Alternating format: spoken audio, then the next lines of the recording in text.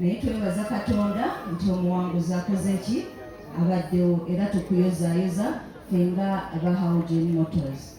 Picha eno gye tukuwadde ya cc 125 era egenda kunyumira nnyo kubanga ekisooka nkuweereddemu lita 5 ez'amafuta kugenda okukola ki okutandikira.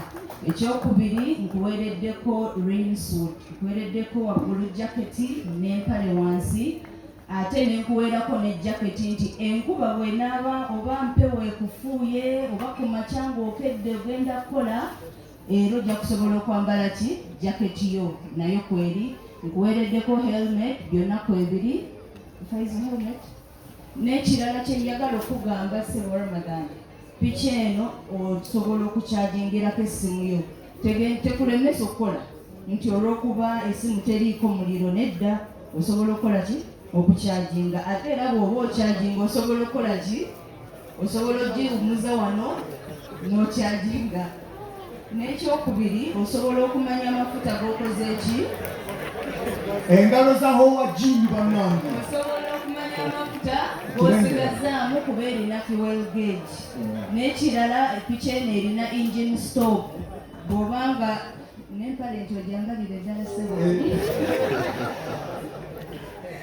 Picha eno erina engine stop, olina osobola okuteeka essimu yo, osobola okumanya kilomita meka z'otambudde, osobola okugamba nti njagala ngende nti oba Mbale njagala nteekemu amafuta bwe gati, njagala manye kilomita etambudde mmeka, nakyo ojja kusobola okukola ki okukiraba. Egenda kunyumira kyenyinza okugamba. N'ekyokubiri tugenda kuwa ennamba zaffe nti bw'obanga sisuubira kufuna buzibu kuba ekyo nkikugarantinga tegenda kubaako buzibu, naye oyinza okubeera ate n'ofunayo kasitoma gw'oyagala gyakole ki anguleko picha endala. Ngenda kuwa ennamba zaffe osobole okukola ki okutukubira. Picha zaffe tuzitunda ku kaashi, tuzitunda ne ku looni. So bw'obeera eyo ng'olina kasitoma oba naawe kenyini ng'ogyagala nkwaniriza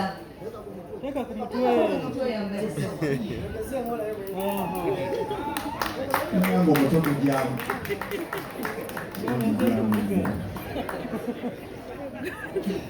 Okay, katumukwase ekisumuluzo bakama bange. Yes, tumukwase ekisumuluzo kya piki. Byonna tubikwatira wano n'ennamba puleti awo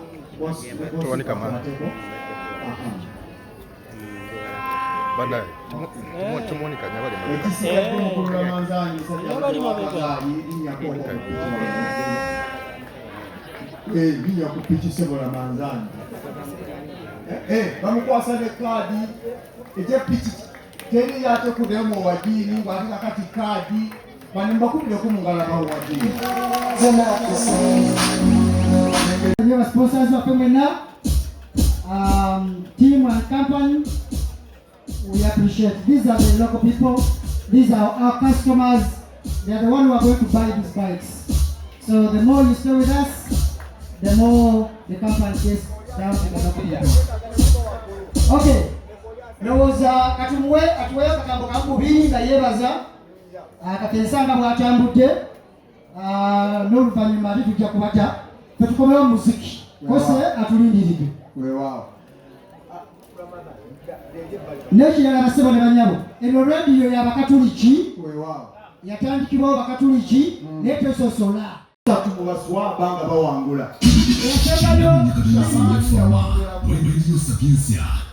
Biri 19 yawangula is called Kawuya Shafik. Kati awangudde is Ramadan Mpalani. Ekyo kikulaga baswaba kati bali bana. Mujabi Abudu. Kawuya n'omukulu ono. So temubeera nayoga nti rediyo y'abakatuliki era abagikolako balinako bakatuliki bokka, abawangula balinako bakatuliki bokka. No, ate era mukulu waso bagambe esebo kubana ababadde wano abalala mubaddemu abakatuliki weewaawo naye nga bwino tawera. weewaawo Tetuwalina ki bwino baswaba yalina bwino kagitwale. weewaawo kale katumuwa ebigambo sebo wano ku piki mwebaze ne kakensa nga batambu. Amannya Mpalanyi Ramadhan, omuwangizi wa Kakensa 2024. Sooka okwebaza abawagizi ba Radio Sapienza abawuliriza nga nange mwendi kuba yo giwuliriza yadde ndi musiraamu naye Sapienza agiwuliriza ebyo ge mazima. Njagala nsooke neebaza abakulu abaddukanya ebitongole bya sports Yenka Daniel, Kaddu Martin, omwami Kaddu Martin, omulongo Robert Waswa n'abalala. Kuba sports gwenyijuza wano apanguza mujje ku bbo ebatuwa wino n'oteeka mu mutwe era be bampadde ppiki kuba njigidde ku bbo byemmanyi ne nnyongerako n'eryabwe. Ekirala ngenda sooka neebaze kooti wange Musoke Daniel, omuwanguzi wa Kakensa 2023. Nali ku final 2023 Musoke yatuyisa bubi, yatuyisa bubi nnyo nenzikiriza Musoke omanyi saapowa ne mwekwatako naye nga yadde mmanyi naye omusajja ansinga ne mujjako yali ansinga ne ndyongerako. Kyekyo lwaki mpangudde Bakakensa abembadde nabo.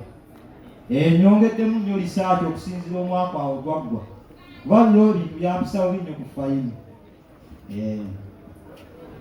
Sooke neebaza abampadde ku transport okutuuka ekiro ojuti otambula kiro Tata Saddam kwebaliza ddala okumpanga transport gompadde nga n'awaddeyo emirimu gyabwe okujja okumpagira nomulekawo ssente nomujja nomumpagira mbeebaliza ddala. Ale tweyanzege olina okwosembayo Ndowooza beebo. Mbadde manyi osembayo Owajini. Owajini ne bw'otabeebaza bwegenda oleeta abalala bajje bagule ppiki. Ngenda kukikola. Ate ne Tata Saddam owoli kitegedde. Oyo taata wange ssebo. Ono ye daddy. Anzaala. Tata Saddam gyali. Kati eno yiyo kati daddy naye agenda kugulayo yiyo. Taata jangu. Musoke jangu wano Musoke Daniel omuna mujje Tata Saddam. Adedda kati kyoba okola ng'omwana omulungi eki gisige mu daddy. Naye abajangaliza nze. Kale kifaananyi bakikuba abakulu we bali.